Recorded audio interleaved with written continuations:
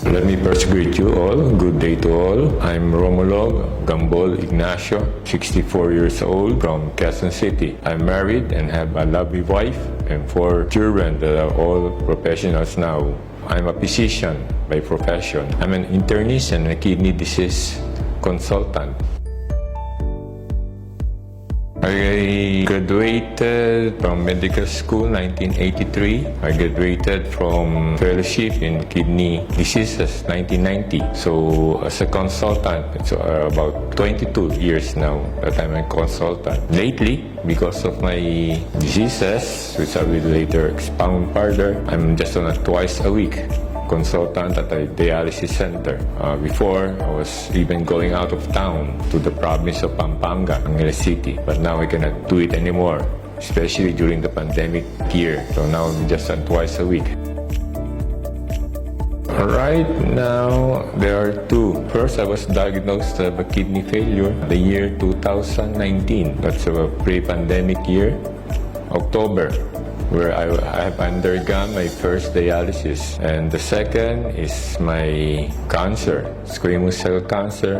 It was diagnosed pathologically by 2022, where the mass was extracted from my tonsils. Right now, I'm on a 3 times a week dialysis regularly at National Kidney Transplant Institution. So as I expound further, my kidney failure is secondary to my being a diabetic, which I did not know that I have a diabetes until where I was confined 2004, where my sugar, I have known that my sugar was really elevated. It has been 15 years from then when I started na my dialysis treatment. Before my undergoing my dialysis treatment, I was kinda weak. Do the things that I usually do. That's what's happening to patients with chronic kidney disease. So in layman's term, chronic kidney disease is where there's some chronic problem in the kidney. Actually, there are 2 types of kidney failure. That's acute and chronic. When you say acute, it can go back to normal. It can be reversed. But when you say chronic, your kidneys will not go back to normal. There will be some scarring in your kidneys. It may happen that before, maganda ihi mo, tapos later on, tumatagal, nawawala yung ihi mo. And that's that chronic kidney disease. At first, you don't know. You have already it until baka stage 3. Wala ka pa rin symptoms. Minsan stage 3 na malalaman na lang during a check-up. Hindi nga makikita na lang na mataas na yung creatinine mo, mababa na yung hemoglobin mo, pero wala ka pa rin naramdaman. You deny it na you have kidney failure. Gagamutin ka muna na conservatively, not necessarily dialysis agad. Pero hanggat kailan, will come a time na maging stage 5 siya, then that's kailangan na yung dialysis. Stage 5 meaning about 5% to 10% na lang ang function ng kidney mo. Ang kidney natin, ang pinaka-function niyan is a filter. Nililinis niya lahat ang byproducts na mga kinakain natin, mga dumi. Nilalabas niya through the urine. Ano nangyayari sa kidney failure? Because the kidney is failing, hindi niya ito ma-filter. Hindi niya may labas lahat, may natitirang dumi sa katawan natin. And those mga metabolic waste na yon, yun na ang nakaka-apekto the whole body. Meaning, from your head, from the brain, to your feet. Ganyan, kalala. Even the organ systems, the heart, the liver, the blood system natin, they're affected by these waste products not being excreted by our kidneys. So, nga nangyayari, blood system, bumababa yung hemoglobin mo, naging anemic ka. Lumalaki ang heart mo, yung iba nagkakaroon ng liver failure, yung iba yung mga nerves, mga neuropathies. So, yun ang nangyayari sa isang pasyente na diagnosed na may chronic kidney disease until magiging dependent na sa dialysis. When you undergo dialysis, usually lifetime. Pero some are lucky, meaning maski na nag-dialysis, factor na na-enhance pag-fail, pero minsan bumabalik uli, not necessarily normal. Bumabalik siya sa dating level na hindi mo na kailangan mag-dialysis. May mga ganun instance, pero very rare yun. Usually, when you started dialysis, tuloy-tuloy na yan. Until if you wanted to undergo kidney transplantation, doon lang pwede mag-normal ang iyong kidney, ang tinatawag na serum creatinine levels. Yun ang tinitingnan lagi ng blood chemistry na yon, na serum creatinine, yun ang pinaka-check, na ma-check na kung mataas, ay sign na nagki-kidney failure ka na. Weakness, hindi makatulog, hindi makakain, sometimes nauseated. That was the pre-dialysis symptoms ko noon. Hindi mapakali, buti lang, hindi ako encephalopathy, natatawag o naapektuhan yung brain ko or nag-seizures ako, buti lang wala yon. Pero usually, those are the mga signs and symptoms. May kidney failure ka na. It depends ngayon yung swelling sa paa. So kung namamaga ang paa mo, kasi swelling sa paa, yan ang sign na sobra na yung tubig sa katawan mo. Usually, nangyari ito sa mga pasyenteng kumukonti na yung ihi nila, nagiging oliguric na tinatawag. Kaya pag uminom sila marami, ang nangyayari, bumababa yung tubig, namamanas yung paa mo. Hanggat paakyat na yan. No? Iba nga, lumalaki din ang tiyan, nagkakaroon ng tubig sa tiyan. At pinakamalala, pag napunta yung tubig na yun sa baga, mahirapan ka lang huminga. Kaya tawag na congestion. At first, hindi naman nangyari yun na nagmanas ang paa. May mamanas, pero wala. Balik-balik. No? Kasi pwede because of diabetes, kaya pwede kang magmanas eh. Pero lately na, kasi medyo kumunti na yung ihi ko, lumaki na yung malas ko. Nandiyan na siya. Nawawala na lang pag nagda-dialysis ako. Kasi pag nagda-dialysis, yan ang nangyayari. Inihigop niya yung sobrang tubig sa katawan mo. Pero after dialysis, mapadami na naman yung ko, nandiyan naman siya. Kasi yan tinatawag na dependent edema naman. Kasi sa mga kagaya ko, lalo yung mga diabetic, yung mga capillaries, mga blood vessels, may tinatawag tayong albumin na nagpe-prevent na lumabas sa interstitial spaces yung fluid. Pero nangyayari, pag may interfere ka, pati albumin mo, nagsisip out kasi sa iyan, kaya bumababa. Kaya lumalabas ngayon sa interstitial fluid, yan ang cause ng pagmamanas. Before August, may na-feel akong bukol dito sa may lower mandible ko, dito sa cervical area na tinatawag. Lumalaki siya, pero hindi ko pinapansin. Kasi ang reasoning ko, yung anak ko kasi, nagkaroon din siya ng bukol dito sa ilalim. Pero ang natration, merong salivary tract niya is barado. So yun na lang inisip ko. Hindi ko na siya pinoblema talaga. Pero ang pinaka naging conscious na lang ako, yung uvula ko. So yung uvula, yung nasa, pag-open natin yung mouth, yung nakakahang na parang nasa gitna, parang napipil ko, parang wala siya sa gitna. parang nawala. Parang napupus. So, early August, nag-consult na ako sa ENT friend ko, which is my classmate in medical school. And upon looking at it, nakita nga niya, may mass yun sa may tonsils ko, which was impinging on my tonsils and pushing the uvula. And there, sabi niya, I have to go on operation.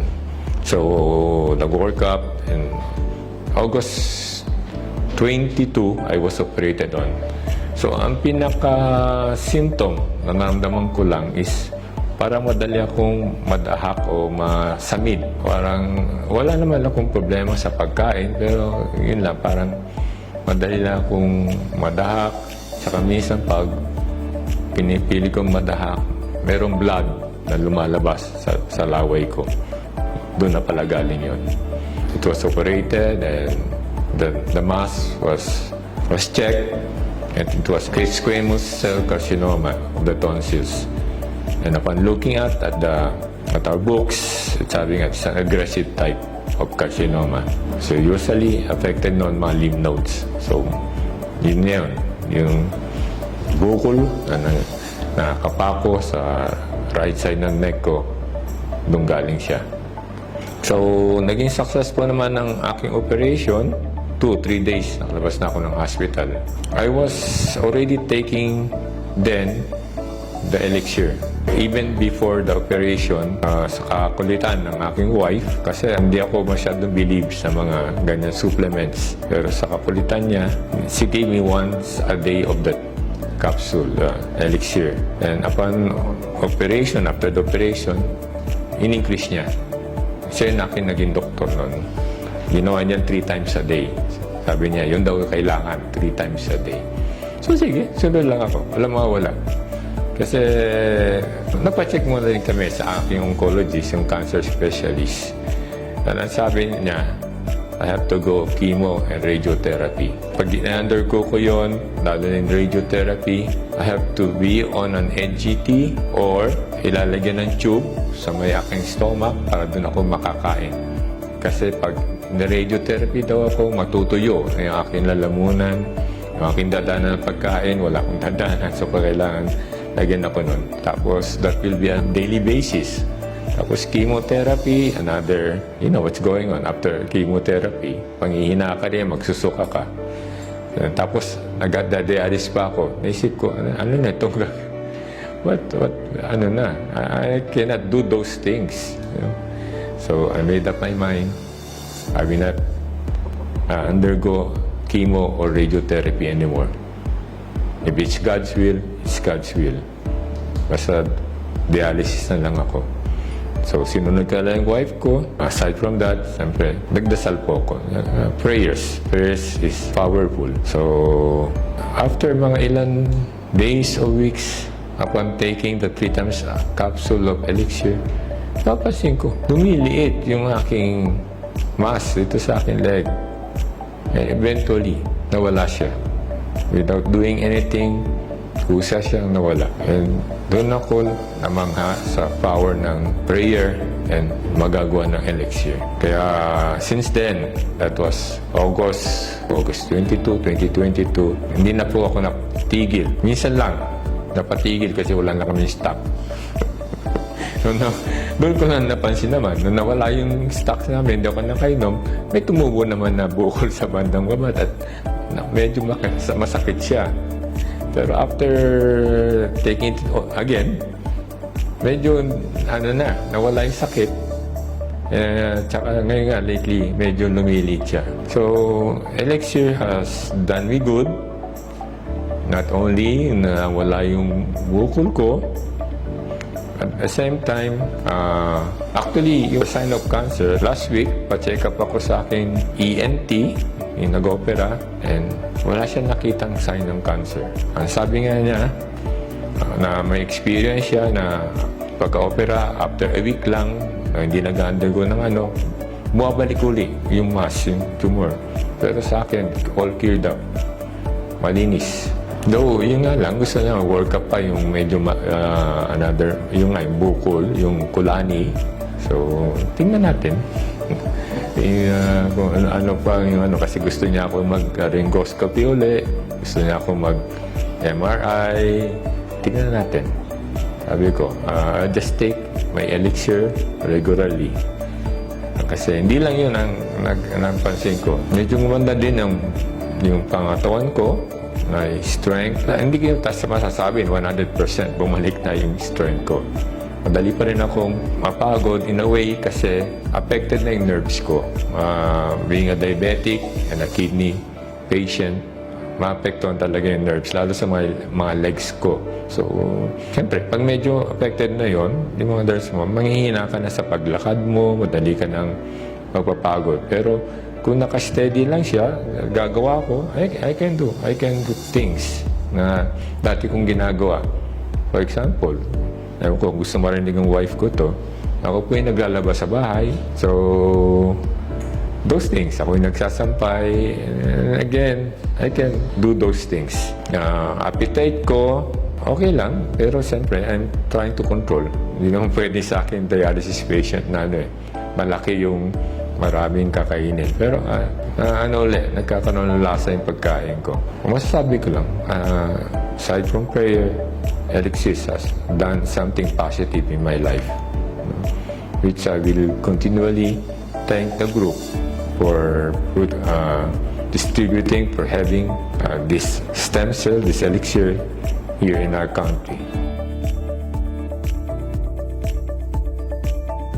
First muna, what elixir have done to my kidneys. Dati kasi, once a day lang ako umiihi. and almost konti lang. Pero after taking the elixir, napansin ko, medyo dumalas yung pag-ihi ko ng 3 times a day, pero konti pa rin. In a way, isang positive pa yun na nangyayari. I will recommend to my other co-dialysis patients, also to my own patients, why not? Try it and test it kung magkakaroon ng positive response sa kanila.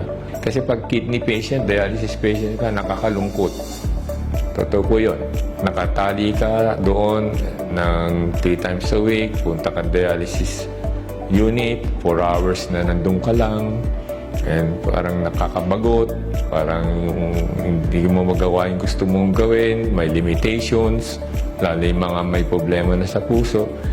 Pero those things sa akin nakatulong ang ano. So baka makatulong din sa aking mga pasyente. Based on my experience, I have been healed by ELIXIR placenta of my squamous cell carcinoma. As for me, kasi I'm stage 1. Kasi because may lymph node nga eh. So may metastasis na ako sa lymph node. And experience-wise, nawala siya. So cancer patients, they are clinging to be healed, hoping to be healed. They try to do anything to be healed. Why not? I can say, why not try? It might do good. It might make a miracle. Pero siyempre, the very first one is prayer and trust in God. And then try to take the elixir baka sakali. So, I will, if given also the chance, I will promote elixir to such patients. Yes.